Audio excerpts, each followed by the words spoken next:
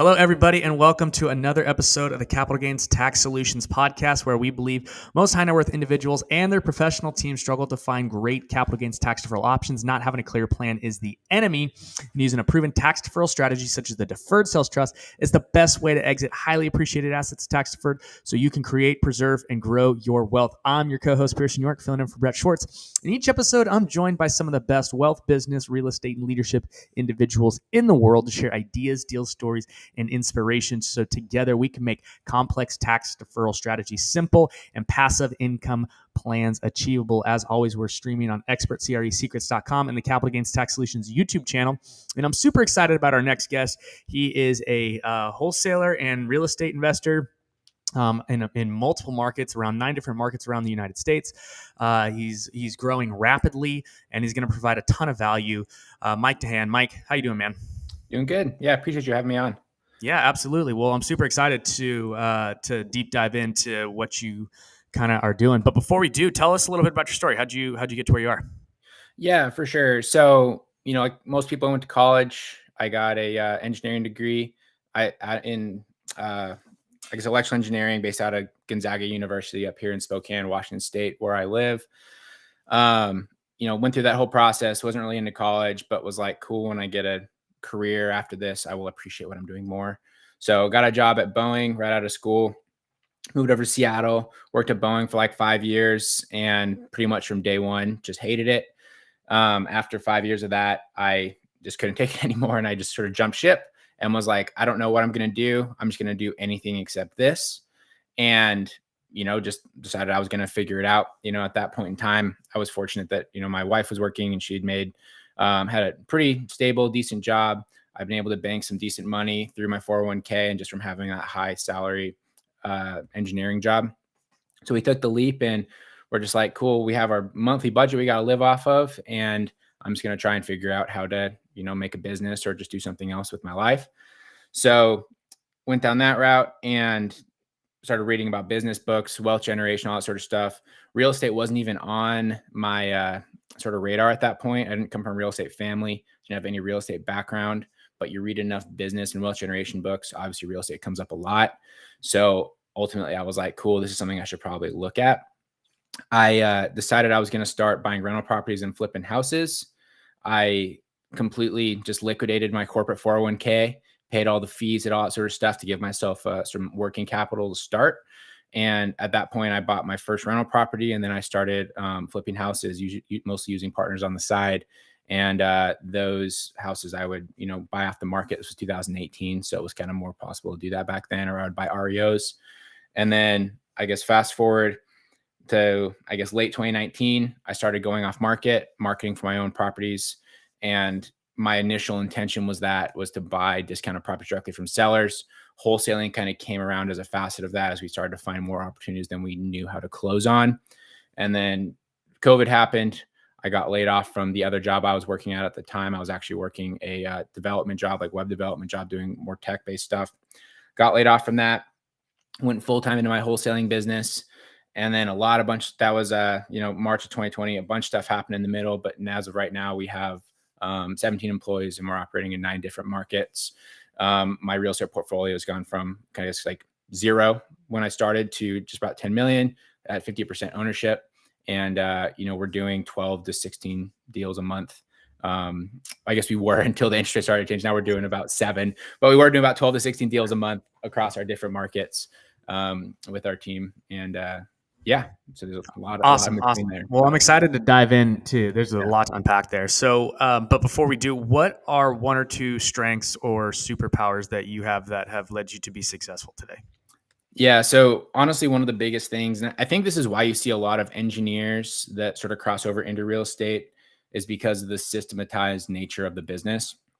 So when I worked at Boeing, I was a systems engineer. I worked on the assembly line and I worked in building out these complex manufacturing processes.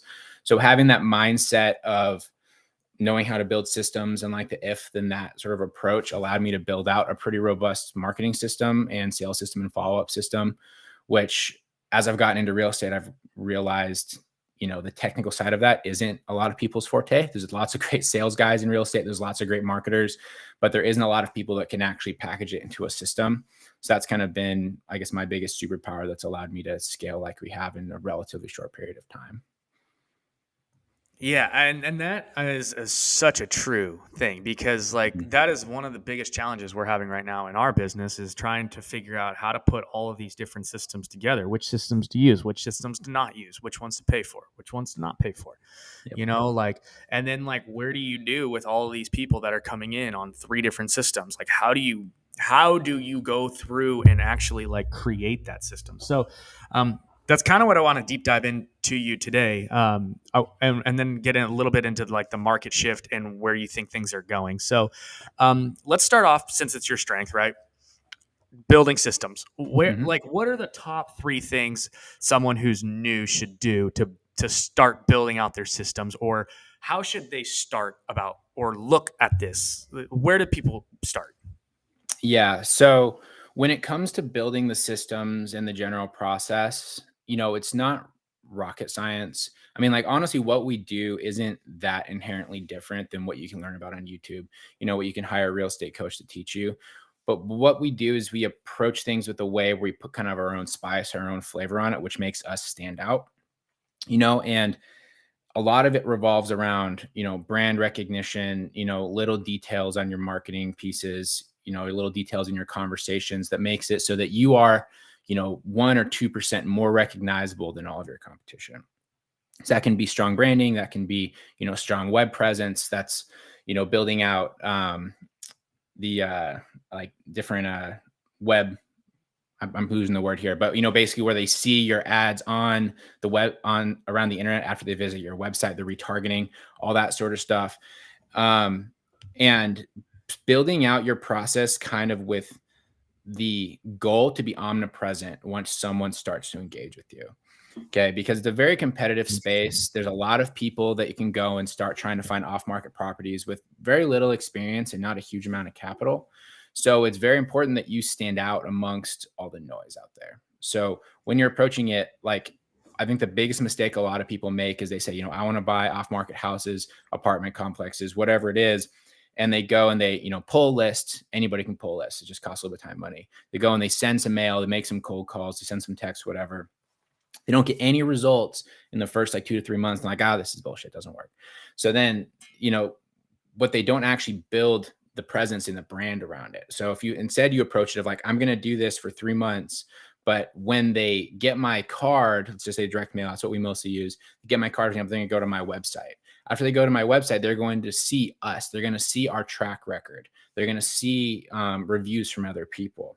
Okay. And then after they visit our website, they're going to go on their Facebook. They're going to see ads from us. They're going to go and they're going to Google whatever, and they're going to see Google ads from us. And all of a sudden, we are now meeting that typical marketing.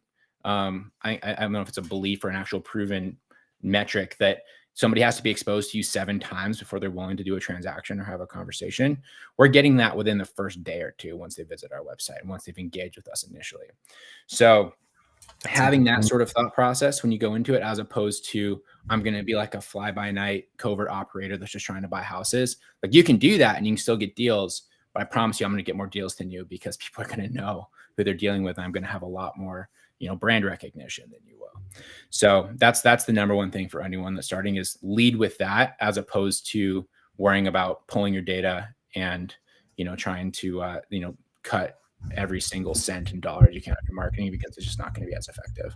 So basically, what you're saying is you really need to make sure that you're really hitting that brand awareness aspect of the marketing piece, and that's a lot of it's for sellers. So let's flip to the other side, right? Dispositions.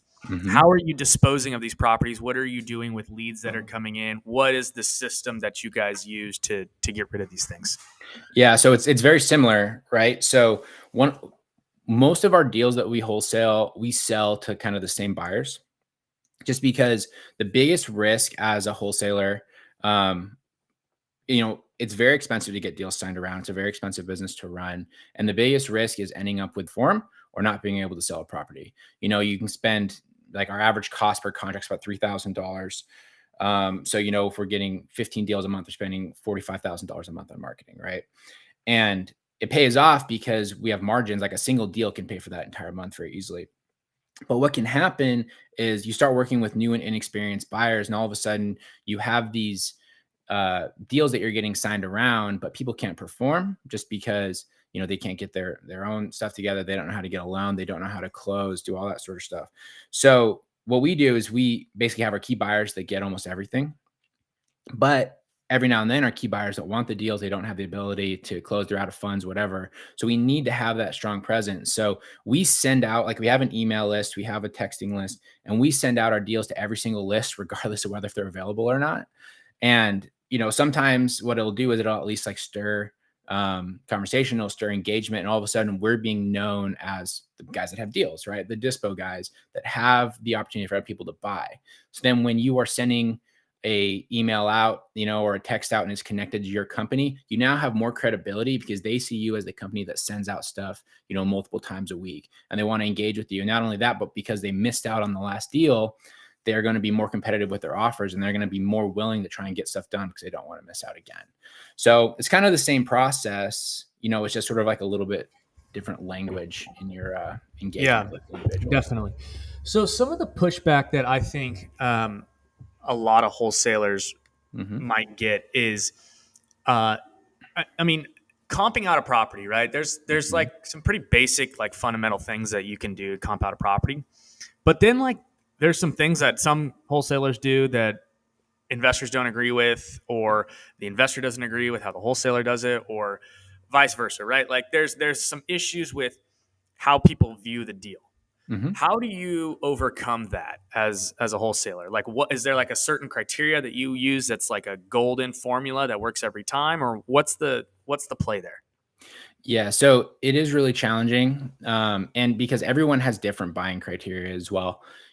Some people are okay with value add opportunities. Some people only want to do, carpet and paint. Some people are willing to subdivide land. Some people, they don't want to touch anything that's outside of a normal size lot.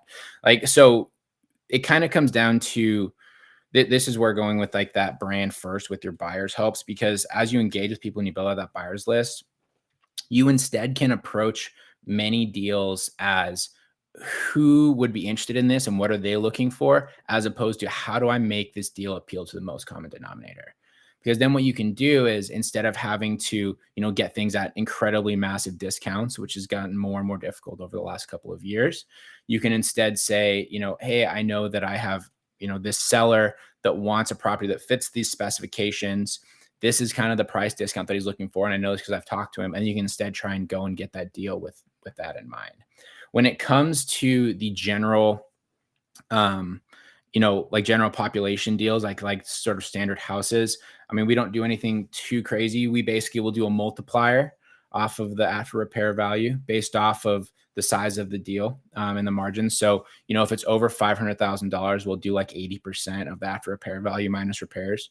That'll be our offer. And then if it's less than that, we usually do 75%. And then in some of our markets, we're in like really, really low price areas like Dayton, Ohio, where properties are like 50 grand. With those, we'll usually do 60% off of after repair value minus repairs. And, those are kind of like general houses, but I think the problem a lot of people have, especially when they're starting to wholesale, is they try to get prices that appeal to everyone. When, I mean, you have a customer, like your customer in this is the end buyer. And if you know what they want, you can build your product around them, on each individual basis. And it's a lot more work analyzing the deals, especially when you have a lot of lead flow. But that's also one of the big reasons we're able to do a lot of deals, is because, we know what our people want, and we just get things with that in mind instead. So, yeah, and that makes a lot of sense. So instead of basically trying to appeal to the general masses, understand what your few key buyers are looking for, and then go after deals that they want. Yep, exactly. And then if there is stuff that's kind of gray and you don't necessarily know if you have anyone that wants it, I mean, we've always approached opportunities as, we will get them at prices that we would want to buy them at, with a thought process that if we would want to buy them, somebody else will as well. But even then, that's not always the case. So we've had deals that we've tried to wholesale for like, $20,000, $30,000 assignment fees. Everyone's like, oh, there's no meat on the bone on that. We'll close on it, we'll flip it, and we'll make like 85. We've had a couple like that over the last, year and a bit. And it's like, well, I mean, everyone was hating on that deal, but we did perfectly fine on it. But, right. It's just, our typical MO is we try not to back out of stuff whenever possible. So we always just sort of approach it with the intent to actually close on it. And I think that too allows you to make other opportunities. So.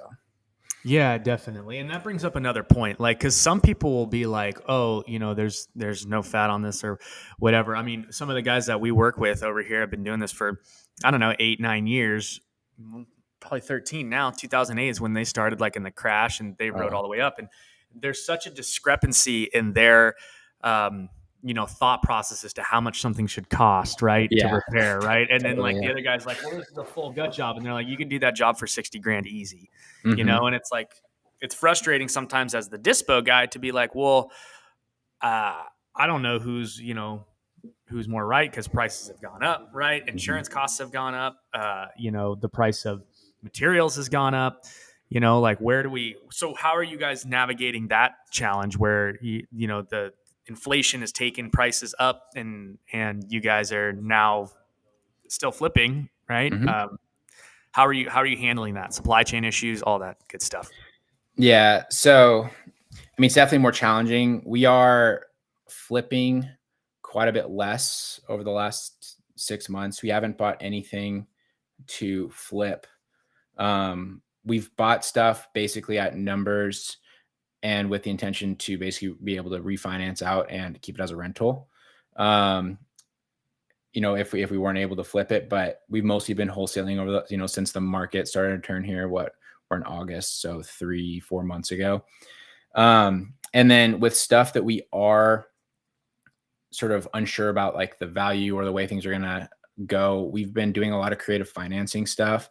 So, seller carries, seller wraps. We've done a handful of novation agreements, if you guys are familiar with that, which is basically where we partner with the homeowner to flip the house. Yep. And what that'll do is it'll greatly limit our risk exposure, because we don't actually have to get a loan and take title. We basically, get a POA over the person, and then we put a lien on the property for our profit and our cost to fix it up. So that way, if it doesn't sell, we basically are secured by the asset over the long term. We've been doing some subject twos with older sellers that, refinance over the past couple of years and have like 3.5% to 4% rates. And, instead of us having to do 7.5%, we'll buy it subject to and just give them like a solid down payment. And then, that way they can get as much equity out as they're going to be able to get. We don't have to put in as much on the money side of it, the finance side. So it's approaching things away from just like a cash offer sort of circumstance. Yeah. And that's been huge for us. Yeah, definitely. So when you guys have scaled pretty good.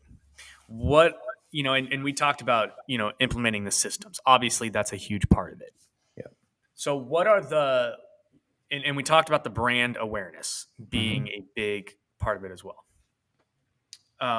With things kind of going in the wrong direction, I'll say, right, from a marketing standpoint.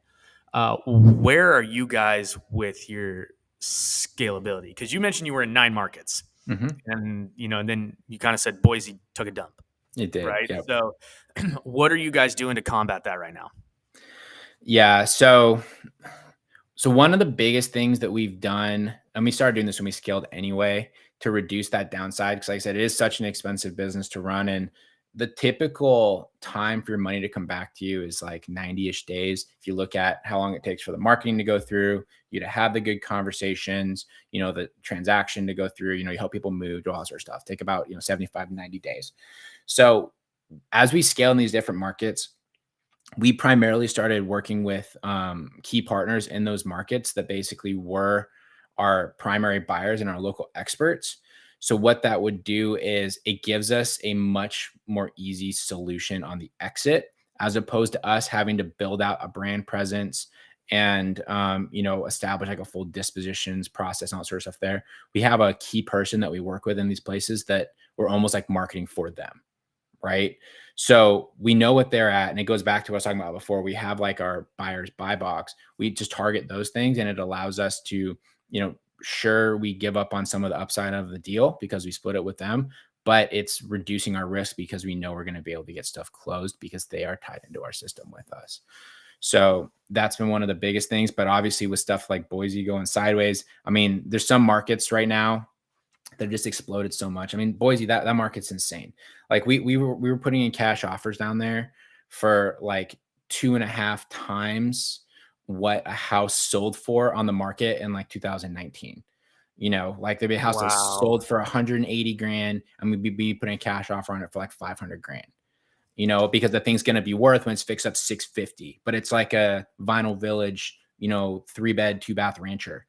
But that's Yeah. just how it is. And so what happened as the market turned, all those people are like, well, where am I going to go? Like, I can't afford to buy anything else here. I don't want to overpay for these properties. I just want too much money for my property. It's like, well, I don't know. Like it just sort of stopped dead. Most of our other markets have been fine though. It was mainly just that one that went well. Some of our stuff in the South has been good. We were actually doing some stuff in Orange County, and that's been going great.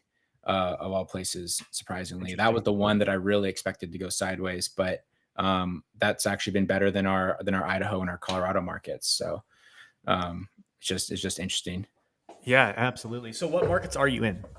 Yeah, so Spokane and North Idaho are our home markets. This is where I own most of my rentals as well. We are in outskirts of Chicago. So like there's a bunch of different towns about an hour away from Chicago city center that we market to. We do Dayton, Ohio. We're doing Augusta, Maine. We are doing, where else are we at? Colorado Springs, Boise, Idaho, Orange County, Ocean Shores, Southern California. And is that all of them? I missed one. Oh, San Antonio, Texas.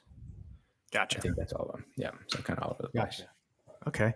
And how do you guys enter a new market? So originally the way we were looking at it was kind of like how most people would.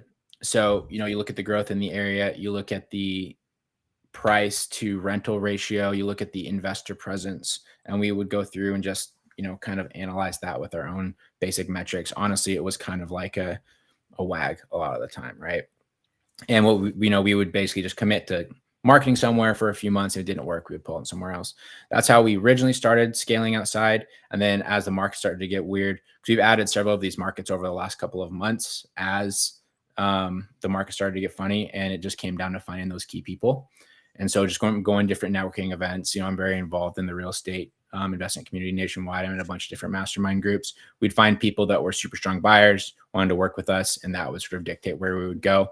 That doesn't necessarily mean that we would go with everyone that was like that, because we have a lot of people that were in super competitive markets where I'm like, I don't really know if we can find opportunities there. Like Austin, Texas, like that's going to be a difficult one right now, because despite what's going on, there's still so much money and so many people moving there. I'm not confident in us being able to get really good deals. But yeah, I mean, if there's a strong buyer there that wants to work with us, like we'll definitely give it a look. So really, you guys start with the buyer, and then you go and do the marketing for the buyer. So you're almost acting as a real estate agent company, just nationwide, and technically just wholesaling the deals. Kind of, yeah. Because we market for them all directly off market. We're doing all the negotiations. We're doing a lot of the basic due diligence and that sort of stuff. And then they're almost more like the agent. In fact, a lot of them are agents because they have their list of buyers on that side. We're basically just supplying the inventory. Okay. So a lot of these people that are your boots on the ground are really agents. Yeah, quite a few of them are. Not all of them, but a lot of them are. Interesting. Okay. Yeah. All right. So then that leads me to this question. What kind of softwares and stuff are you guys using to track all your stuff? Yeah. So, we have a CRM. We just use one called RE Simply. It's a very popular one these days that most people can go use. It's a super turnkey CRM that's built for real estate investors. Data pulling will depend on the kind of assets that we're using, but same as most people, we use PropStream, or we will use, I got the name of the commercial one that we use. Typical there. And then for our database stuff, we just use a system that's called Invelo, which is basically database management that we use to do our list stacking. And that's honestly it. Like it's not a lot of rocket science outside of that. And then, just organizing everything. We have a Google Drive that's a giant mess with a bunch of different stuff in there. And we just sort of turn and burn and just keep everything rolling that way. So Interesting. Okay. So no like super crazy Freedom Soft or Investor Lift or Nope, nothing, just a nothing. few. Yeah, nothing like that. I think the thing that sort of gives us the competitive advantage is the way that we structure the marketing and the data cycle, which is, I guess, I would say is sort of like our IP. Um, so we have like these different ways that we hit these different people with different types of marketing that's all kind of like scheduled out based off of when they enter our system. And then as the data comes through and gets filtered, the way that we sort of like reanalyze the data and we modify the data for stuff that isn't working, is what gives us sort of like a major competitive advantage. And a lot of it, I won't go too much into the weeds with it, but a lot of it's manual. I have a lot of VAs that will go through and just be manually checking stuff and changing things and doing all that sort of stuff to make sure that all of our data is correct and that we are being as effective as possible with our marketing. That's interesting. So you're not really diving into the automation systems. You're really just kind of having VAs do it. And Yep. Yep. Yep. interesting. Yep. So it's funny. We originally went down the path of doing a lot more automations, but it just comes down to risk reward, not risk reward, like the risk return on it, because you can find VAs to do repetitive tasks for so much cheaper than it would take to develop anything that's truly automated. And sure, there's some more headaches with it, but honestly, once you have it at scale and you get like the king VA to monitor the rest of the VAs, it's not that bad. Interesting. They just sort of churn through and we almost have just like a team that runs all that ourselves. So. Nice. Okay, cool. All right. Well, so are you guys exiting anything right now? Yeah. We have a couple of properties actually that we're looking to exit. I mean, I'm glad that we're chatting because this is something that we've been trying to figure out is how to handle the tax situation. So, we've bought quite a lot of properties over the last little bit, especially in our local market. And, from our marketing too, even though I'm a wholesaler, we found not just like single family stuff. We found, we've done deals with mobile home parks, triple net properties, like land, everything you can say. They've all come through the same marketing channels. And the interesting thing is we don't even necessarily market to them. It's just in the method of marketing for distressed sellers. Distressed sellers don't always only own a house. Sometimes they own like larger assets. Yeah. Like we bought an 8-unit apartment complex nearby here for $475,000 last December. And once the thing is stabilized and fully rented out, which we're almost done with that, thing should be worth just south of $1 million. And our total money would be like less than 50 grand. So, that's a pretty sick deal. So that's one that we're looking to exit here. And we're like, if we sell it though, what are we gonna do with all that money? Especially with the way that we're approaching a lot of our purchases right now. We're doing, low money down, seller wrap, seller finance, things like that. Like I almost need to force a deal to put that into, but obviously I don't want to buy a bad deal with, $350,000 in profit. Yeah, definitely. And that's and that kind of leads me to this question. So, I mean, if you're going to do a 1031, right? What's the biggest frustration with that? I mean, it's obviously finding the deal, right? And especially doing it in a timely manner. And I know that we'll have opportunities, but obviously I want to be stepping up. I don't want to be rolling an 8-unit into like 10 single families, which is going to create 10 more problems. Like I would love to go and get that into larger debt.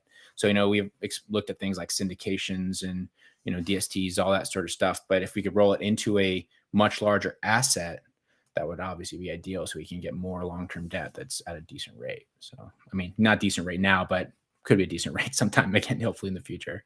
Yeah, no, yeah. And that's the ticket, right? And that's and that's really what the value proposition is that we can provide is, you mentioned DST. I'm going to go out on a limb here and assume that you were referring to a Delaware statutory trust. That was what I was referring to. Yeah. Cool. So we have a DST as well. But this one is called a deferred sales trust. But the difference is Delaware is basically a 1031 into a REIT. And so you got to roll all of everything over into just basically a big 1031, REIT company, which is cool. You get turnkey, properties, Class A properties. However, you're illiquid, you're stuck in the deal, and you have no control. You get your pref, but they are expensive. And it's a good way to solve a mortgage over basis, which you guys don't have that problem. It doesn't sound like. Yeah. So. But for a lot of people, right, there's a lot of drawbacks to the DSTs, the Delaware Statutory Trusts.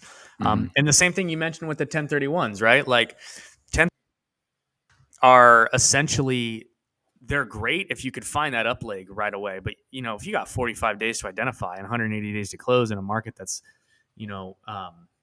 unstabilized, you do not want to be a motivated buyer in an unstabilized market. Yeah, absolutely. And so, but what's really cool about the deferred sales trust is that it's like kind of agnostic. So you don't have to go into real estate right away. You have the option to, but you don't have to. You can sell a commercial building and you can go into a business, crypto, some stocks and bonds if you want. If you find a good real estate deal, you can go into real estate when you want. So there are so many different ways to skin that cat. There's no time constraints. So you don't have this 45-day window where you're trying to cram in and find a deal. So we had a gentleman in 2006. Imagine this. He had a $20 million commercial property across from the Minnesota Vikings Stadium. And he had done multiple 1031s and finally got to the point where he was like, look, I don't want a 1031. I see the writing on the wall. I think the market's going to be going down here soon, but I want to liquidate. I want to get out. I want to pay off my debt. And I want to just kind of chill. Like, I don't like where this is going. So he ends up doing a deferred sales trust with us. Saves about $3 million in tax, pays off all of his debt, puts all of the proceeds into a super conservative mixture of bonds and mutual funds.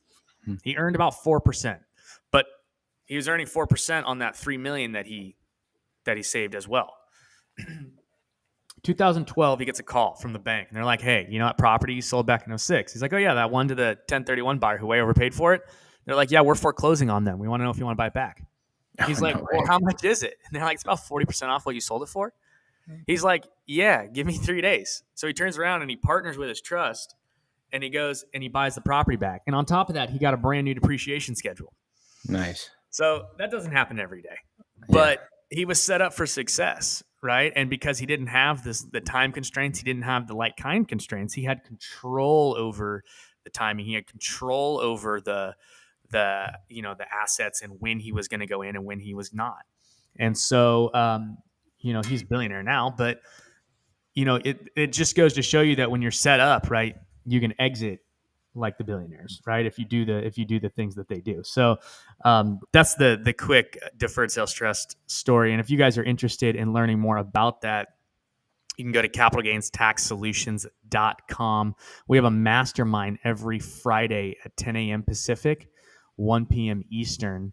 So, Mike, I'll definitely invite you to that so you can come and learn and check it out. Bring your CPAs, bring your financial advisors, bring your attorneys, estate planners, bring your wives, all that good stuff, right? Phenomenal place to just learn and grow. So that could be an absolute home run for you guys. Especially if you're looking to liquidate more assets in the future, right? And get liquid and diversified and wait, there's a lot of really cool things you can do with it. Yeah, I'll definitely have to connect with you because looking at, I have a handful of properties I bought 2018, 19, 20 that have grown a huge amount. And I realistically have probably 1.5 million in profit that I'm going to be sort of looking to liquidate here over the next 3 to 6 months. So I should talk to you about that. Yeah, no, absolutely. Depending upon where they are, right? You're looking at 20 to 50% if you're in California. So if any of those are in Orange County. Yeah, no, unfortunately they aren't. They're all in Washington State where we have, we don't have state income tax here. So that's the one area that we, do pretty well. But that's huge. Yeah, that's big time. Where it really starts to make a lot of sense is when you're at $1 million net proceeds going into the trust and $1 million gain. You pass that, no matter what market you're in, it makes sense to do a deferred sales trust because you're going to earn a preferred rate of return on the money. And so, it's that's the ticket, right? You while you're waiting, you're earning on that tax that you would have paid, I mean, that Yeah. guy earned 4.5% on $3 million. Otherwise, it's gone to government, and he didn't have to. He didn't have to set himself up for failure. So Yeah. it's a phenomenal solution, phenomenal tool Sweet. about that. So, all right, well, Mike, we're definitely coming up on our time here. I know you're a busy guy, so let me get you into the lightning round really quick, and then Yeah. we'll plug your podcast and we'll go from there. Cool. All right, so lightning round. What is your favorite leadership quote? Oh man, true leadership quote. I don't know if this qualifies as a leadership quote. It kind of does, but I love that you're the quote. You're the sum of the 5 people you spend the most time with. That's a big thing that I've sort of taken to heart especially as I started to get into entrepreneurship. And I would have like all of my corporate friends that I weren't exactly escalating my entrepreneurship goals. So making sure and being intentional to join groups and engage with people that were like-minded was huge. And so that's the big thing that I always recommend to people who are sort of looking to go on a similar path.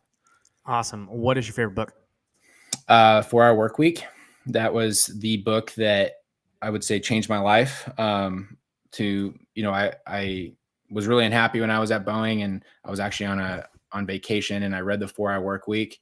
And it's funny, I was in Hawaii with my now business partner, and I was reading this book, and I was telling him, I was like, bro, like we don't need to work these jobs. Like we can, like you need to read this. We can go and do something different. And I quit my job 3 months after that. So I got to read it. yeah, I've not read that one yet. I've only heard good things about it. Yeah, it's good, and it's one of those things that if you're versed in business and like, passive income and outsourcing different parts of your business or stuff, it's pretty simplistic. But when you're completely new to that, it was like world shaping for me. Yeah, definitely. Okay. What are you most curious about right now? Yeah. I mean, what I'm most curious about is just like our current situation with finances and like the world economic situation. And I mean, especially because I don't think the real estate market is going to crash, because I feel like individuals have figured out how to game the system, and the government has, set it up so that you can buy houses kind of regardless of the price. Right. So I've been thinking about this a lot recently. They've already have the FHA loans that you can use to buy a house for 3.5% down, or sometimes, a VA loan for 0% down. Yeah. Sure, the associated cost with that, when the interest rates go up, that makes it less affordable, right? But so that's been the whole thing. People are saying the market's going to crash because people can no longer afford the monthly payments on these mortgages. But now you're starting to see people have gamed the system where they are saying, hey, we have this house for $450,000. To have the same payment as last year would have to sell for $350,000. But we will give you $25,000 towards your loan to make it so that your rate's only 3%. Right? That's a big thing we've been seeing on a lot of listings. And I noticed that, and I start to think of, is the market actually able to crash while there's people that, everyone has discovered that human beings live on a monthly budget, right? A lot of us have known this for a while, but that's the only thing that matters is their monthly nut being covered by their money. And when you have everyone being aware of that, and they are now gaming the values of their assets so that the monthly payment's always affordable to the consumer, will the price of properties ever actually go down? And also, will the government allow it to go down? Because they can even do their own things to make that monthly payment also stay lower, doing 40-year mortgages, 50-year mortgages, things like that. So I'm just extremely fascinated and curious about what's going to happen there, especially because I feel like there's a lot of people that are determined to make sure that 2008 doesn't happen, even if it's not sort of like a by the books way, with their own creative, motivations. So Yeah, that is an interesting facet, because on the one hand, you have all these like people who kind of, I think it's millennial investors who are like just like itching for a 2008 to happen because they totally. feel like they missed out, and they're like Mhm. not Yeah. able to, they weren't able to capitalize really on that time, right? Or Mhm. they missed it.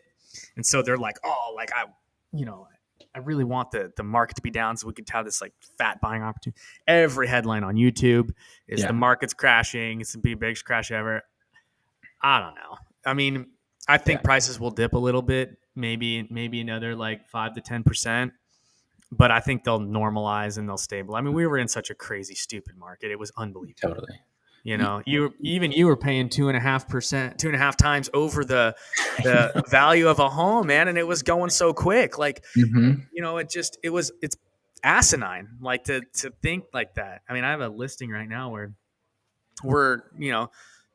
it's $578,000 for an 800 square foot condo in Irvine. That's Yeah. like dated from like 1985.